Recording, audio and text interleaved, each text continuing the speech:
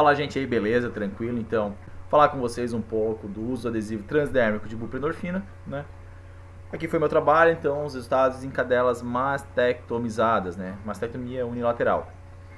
Então, aqui eu pus o nome da minha orientadora porque, assim, ó, ela batalhou bastante para esse projeto acontecer.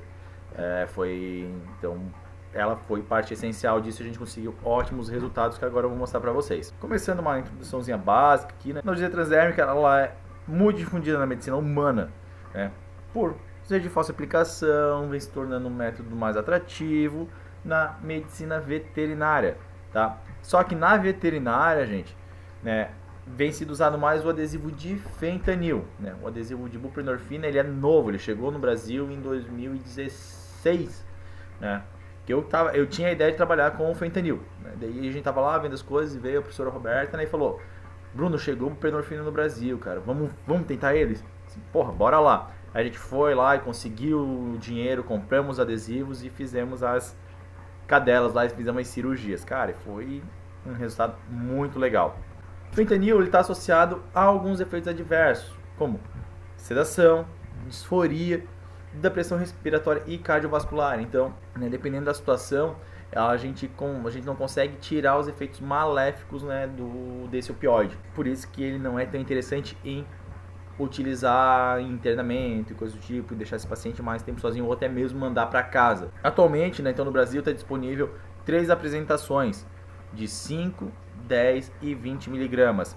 E eles liberam por hora, né, cada um então 5, 10 e 5 microgramas hora. O de 5 miligramas totais vai liberar 5 microgramas hora, o de 10 miligramas totais vai liberar 10 miligramas hora e o de 20 miligramas totais vai liberar 20 miligramas hora. Tá, gente? Isso aqui não é miligrama quilo hora, e sim miligramas totais, microgramas totais por hora, beleza? Então não é que nem uma bomba de infusão, ele vai liberar X quilos. Não, não é assim. Ele vai liberar a taxa fixa. Então se o teu paciente tem 10 quilos, ele vai receber uma dosagem X. Se o teu paciente tem 5 quilos, ele vai receber uma dosagem Y. Se o teu paciente tem 20 quilos, ele vai receber uma dosagem W, tá? Então, utilizado em casos de dores agudas e crônicas. Só que ele não tem indicação da utilização em pacientes que já estavam sendo tratados com opioides. A gente já vai ver isso mais pra frente, tá? Então aqui embaixo tem a caixinha dele, né? Se você... Deixa eu botar aqui, ó. Esse aqui é a apresentação dele no Brasil, né? A marca comercial Restiva. Você acha em qualquer farmácia, eu lembro que na Panvel tinha, mas a gente conseguiu comprar direto com um distribuidor. A buprenorfina, ela é um opioide semi-sintético, então não é um opioide 100% puro. E aqui, ó, agonista, antagonista.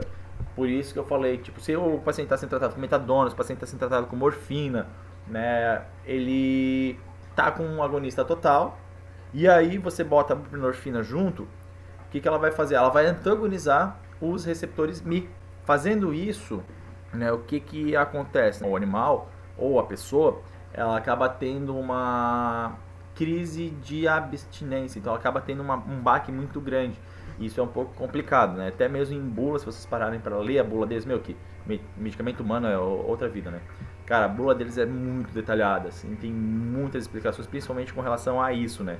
A essas pessoas e esses pacientes que estão recebendo opioides. E já que ele é um agonista antagonista, os efeitos adversos são mínimos, beleza? Então, efeito adverso mínimo. Ela possui um baixo peso molecular, uma alta solubilidade lipídica, por isso que a gente consegue fazer essa passagem transdérmica, né? E alta afinidade pelos receptores opioides. Os adesivos, então, através disso, eles se tornam um método atrativo. Por quê? Primeiro, o adesivo de buprenorfina, ele dura 7 dias. É isso mesmo, gente. Ele dura 7 dias. Você bota ali 7 dias no paciente, tranquilo. O que dá para considerar um defeito, entre aspas, tá, gente? Que seria o quê? Ele leva um tempo até atingir um pico, né, um teto de efeito. Então, ele demora um tempo até atingir o período de equilíbrio. Para quem não lembra, para quem nunca me ouviu explicando, né, gente, o período de equilíbrio é o período entre que o fármaco ele leva para atingir o equilíbrio entre a circulação, né, no sangue, né, então, e no sistema nervoso central. Nesse caso, por que demora tanto assim? Demora algumas horas ali, porque ele vai passar da pele para a circulação, da circulação para o sistema nervoso central. Então, quer dizer, não é que nem a gente fazer uma infusão contínua, né, que já está sendo depositado direto no vaso. Só que, vantagem, concentração sérica constante. Depois que atingiu, mantém aquela concentração. Não ocorre metabolismo de primeira passagem. Tá? Então aqui isso é uma coisa importante. Então a gente não sofre metabolismo de primeira passagem dessas medicações pela via transdérmica. Aqui, ó, só para vocês entenderem como é que funciona esse adesivo. Ele vai ter um revestimento externo, né, que vai ser uma proteção, ela é impermeável e tudo. Tem a borda adesiva, vai ter uma folha de separação, que daí você vê ali que é onde tem a parte onde é feita a liberação do medicamento, né? A matriz de buprenorfina e a camada de proteção descartável. Ele vem envolto assim, é como se fosse mesmo um band-aid, digamos assim. É bem parecido com um band-aid. Então ele tem aquelas bordas que colam, no meio o band-aid tem aquela esponjinha, né? Ele vai ter uma região onde é colocado o fármaco. Então, bem parecido com aquela esponjinha, só que ali, em vez de absorver, é liberado. Já me perguntaram, Bruno, dá pra cortar? Não, não dá pra cortar. Cortou no meio, aí você corta essa matriz aqui, ele começa a extravasar a buprenorfina pela lateral. Então, você vai ter uma super dosagem de medicamento. E isso não é interessante, tá? Então, bastante cuidado e cautela com a utilização dele. Usa inteiro, que é melhor. O que foi o objetivo desse meu trabalho? O que a gente quis avaliar, né? Então, avaliar a efetividade analgésica do adesivo de buprenorfina de 20 microgramas hora, né? De 20 miligramas totais, durante o trans e pós-operatório de cadelas que foram submetidas a mastectomia total, direita ou esquerda. Tá? Nenhuma delas foi feita mastectomia ou regional, só, né? Uma lumpectomia, ou feito mastectomia radical bilateral. Nenhuma delas submeteu isso, somente unilateral. De início a gente tinha feito a seleção de tamanho de nódulo também. Acabou que no decorrer do experimento fui vendo efeitos bons, então a gente tirou isso também. Teve cadelas com nódulos grandes e cadelas com nódulos menores, tá? Avaliar também o consumo anestésico do Propofol durante a anestesia total intravenosa desses animais. A pesquisa foi realizada então lá no Hospital Veterinário da UFPR, né? Lá nos Ciências Agrárias em Curitiba, comitê de ética, tudo direitinho, né? Como tem que ser feito um projeto de pesquisa. Então foi submetido ao comitê de ética, recebi todo o alvará, então para a gente poder começar a trabalhar. O que eu usei? De início a gente usou 7 cadelas, né? Até conseguir o N total foram de acho que 11 animais, mas até o momento que eu tinha feito essa apresentação eram 7 cadelas. Animais utilizados foram classificados então, né, como aptos a procedimentos através de exame físico, hemograma, bioquímico, raio-x, ultrassom, eco e eletro, quando necessário. Minto, todos os animais foram feitos eco e eletro, pré e pós uso do adesivo, para ver avaliações e alterações cardiovasculares do adesivo, tá? Procedimento anestésico então, internamento 24 horas antes do procedimento, para quê? Aferir os parâmetros iniciais, colocação do adesivo e a ambientação do paciente com o hospital. Jejum alimentar. A gente fez jejum alimentar padrão de 12 horas pelo funcionamento do hospital e hídrico de 6 horas. Né? Então não tinha como escolher um outro tipo de padrão de jejum. MPA, acepromazina e midazolam, então sem nenhum outro tipo de analgésico, somente o adesivo. Propofol, indução 2mg por minuto, então indução na bomba, né? Até condições de intubação. Procedimento anestésico, manutenção total intravenosa, Propofol, dose de 0,05 a 0,6 mg por minuto, então era visto o necessário de Propofol para cada indivíduo e assim feita a infusão. Circuito respiratório circular semi-fechado ou fechado. Delineamento experimental então, avaliação dos animais, colocação de adesivo de buprenorfina de 20 microgramas quilo hora, né? Local então, Bruno, onde é que é melhor para colocar e tudo mais. Eu coloquei na nuca, por quê? Porque como esse é mastec, sangra, tem que fazer antisepsia, tórax e membro pélvico, era um local ruim de ser colocado. Então a gente resolveu colocar na nuca. A nuca não foi um local bom, tá?